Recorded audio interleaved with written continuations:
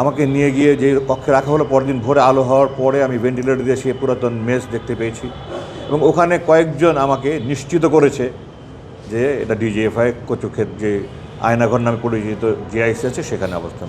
আমাকে যে রুমে নিয়ে সেলে রাখা হয়েছে সেই সেল আমি চিনতে পেরেছি, কারণ ওই সেলের দক্ষিণ দিকে ঢাকা স্টেশন অফিসার্স বি আছে, যেখানে আমি 1982 তারিখে ছিলাম এবং তখন ওখান থেকে আমি জিআইসি দেখতে পেতাম। ওখান থেকে আমি জিআইসি দেখতে পেতাম আমার মেসের উত্তর দিকে। সুতরাং যখন আমাকে নিয়ে গিয়ে যে কক্ষে রাখা হলো, পরদিন ভোরে আলো হওয়ার পরে আমি ভেন্টিলেটর দিয়ে সেই পুরাতন মেস দেখতে পেয়েছি এবং ওখানে কয়েকজন আমাকে নিশ্চিত করেছে যে এটা ডিজিএফআই কচুক্ষেত যে আয়নাঘর নামে পরিচিত জিআইসি আছে সেখানে অবস্থান। উনি প্রথমে আমার সাথে দেখা করেছেন হাসপাতালে, তারপর উনি একটা তদন্ত কমিটি করেছেন 5 সদস্য লেফটেন্যান্ট জেনারেল শাহিনের নেতৃত্বে। সেই তদন্ত কমিটি রিপোর্টের উপর ভিত্তি করে উনি 3 তারিখে আমাকে ওনার অফিসে দাওয়াত দিয়েছেন।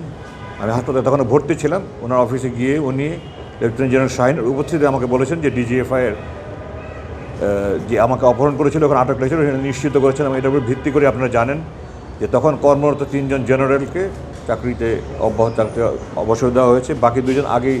আমি দেখেছি 1 নম্বর যেখানে ভেন্টিলেটর ছিল না এখানে দেয়াল ভেঙে ভেন্টিলেটর করা হয়েছে। জানালাগুলো সব কালো রং দিয়ে বন্ধ করে রাখা হচ্ছে, বাইরে কিছু দেখা না যায়, সেগুলো সব পরিষ্কার করে ফেলা হয়েছে।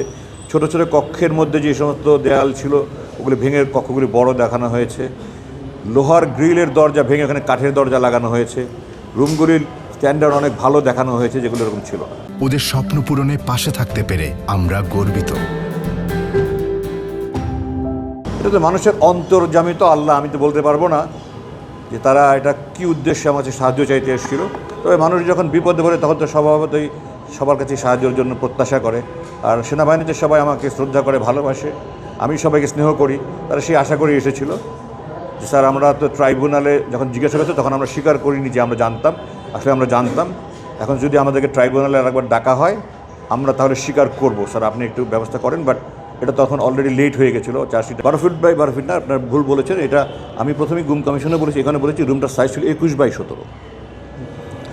প্রিভিলেজ তারা দিয়েছে, তাদের 2টা ভিআইপি সেল আছে এবং ওখানে যারা ডিজি ছিল 5 জন ডিজির মধ্যে 3 জন আমার ছাত্র, অধিকাংশ ডাইরেক্টর আমার অধীনে হয় চাকরি করেছে বা আমার ছাত্র। তো সেই সুবাদে সেনাবাহিনীতে আলহামদুলিল্লাহ আমাকে সবাই ভালোবাসে। সেই সুবাদে তারা আমাকে, আমি জানতে পেরেছি আমাকে আমার আগে ওই রুমে হুমাম কাদেরকেও রেখেছিল। আমি জেনেছি আমার আগে ওখানে বিএনপির চেয়ারম্যান তারেক রহমানকেও রেখেছিল যখন অপহরণ করেছিল। তো ওই রুমে তারা যাদেরকে ভিআইপি মর্যাদা দেয় তাদেরকে ওই রুমে রাখে। আমার জন্য একটা স্পেশাল কোনো কিছু না। আমি আরমানের বর্ণনা শুনিনি, আমি তো আমার রুমটা বললাম এবং আমি বললাম যে আমি একাই না, তারা হুমাম কাদের এবং আপনার তারেক রহমান সাহেবকে তারা একই রুমে রেখেছিল এবং আমার পাশের রুমে আরও অন্যান্যরা ছিল, ওটাও বড় রুম ছিল, যেটা আমি পরে পরিদর্শনের সময় দেখতে পেয়েছি।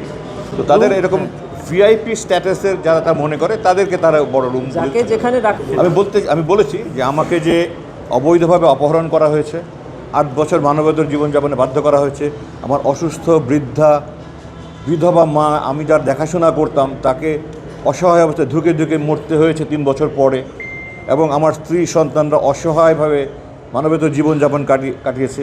এইটার জন্য আমি এই সমস্ত কিছুর জন্য আমি সুবিচার প্রার্থনা করেছি।